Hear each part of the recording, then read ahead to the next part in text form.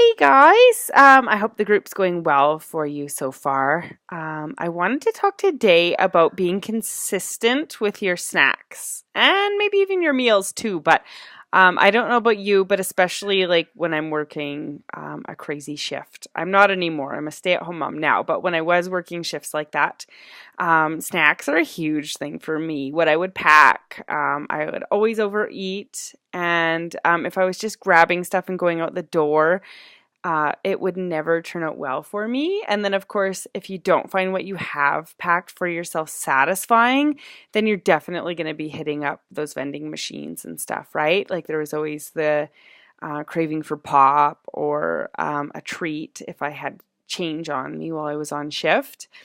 And I didn't learn it really until after I stopped working, but if you are consistent with what you're eating for snacks, you pick healthy choices, maybe something with protein, watch the sugars big time because you're just going to feed into yourself. The more sugar you have, the more you're going to want. So try to cut out as much as you can as possible. But plan things that are going to be satisfying for you, but also healthy. Like, for example, for myself, I have found my magic nighttime snack, and most of the time it helps me from snacking more afterwards. I have Greek yogurt, plain, unflavored, because there's always so much sugar added to the other ones. About 5% fat. I like to go a little higher fat just because I do find it more satisfying, and I don't really find that it affects the scale that much.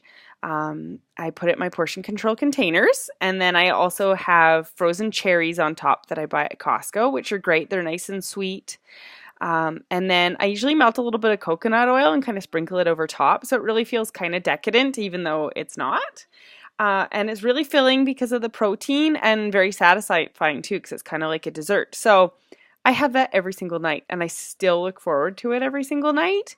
So if you can find things like that, figure out what do you have a sweet tooth? Do you like creamy things? Do you like crunchy things?